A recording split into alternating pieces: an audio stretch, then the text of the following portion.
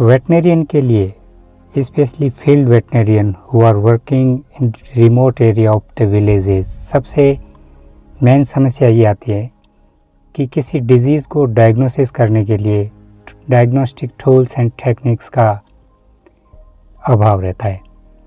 और इस कंडीशन में हम केवल क्लिनिकल ऑब्जर्वेशन और हिस्ट्री फ्रॉम द ओनर इन दो चीज़ों पर ही डिपेंड रहते हैं। तो आज मैं एक ऐसे केस का ऑब्जर्वेशन और फिर मैं मेरा इंटरप्रिटेशन आपके साथ शेयर कर रहा हूँ। I hope you must like it. ये एक बफेलो का केस है, प्राइमीपेरा बफेलो है, नियरली 4.5 ईयर एज। इसकी हिस्ट्री ये रही है कि ये रिपीट ब्रीडर थी। सबसे पहले मैंने इस पे एआई की थी, ये कंसीव नहीं हुई थी। फिर सेकेंड टाइम इस पे हार्मोनल थेरेपी की थी और एआई की थी, फिर भी ये कंसीव नहीं हुई थी। इसका डिस्चार्ज क्लियर था एकदम, तो ऐसा कोई based on uterine discharge I didn't expect any vaginal और यूट्राइन इन्फेक्शन। लेकिन बीच बीच में ओनर इस चीज़ की भी कंप्लेन करता रहता था कि ये इसको डायरिया हमेशा रहता था। तो कई बार ये ऑरल मेडिकेशन भी मुझसे लेता था और एक दो बार मैंने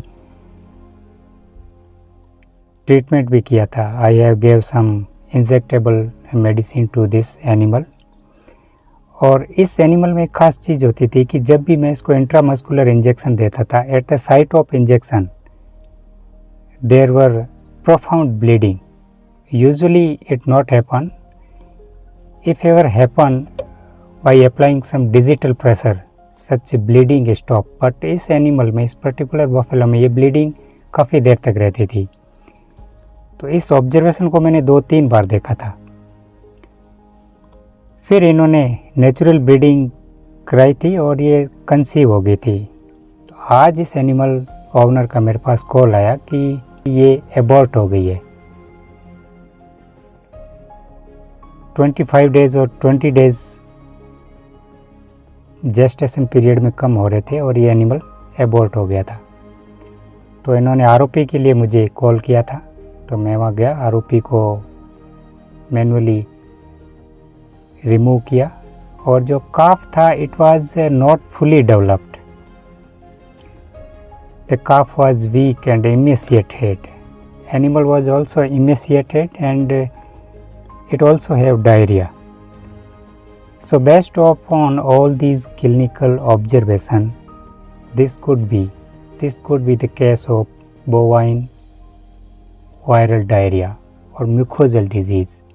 And I have also referred online literature where I found this peculiar observation that profound bleeding at the site of injection.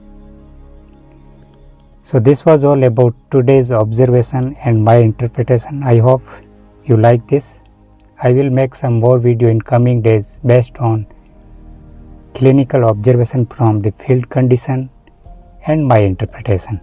I hope you found this video helpful and informative. If you like this, share among practitioner community. This is Dr. H.R. Baru signing out until we meet again.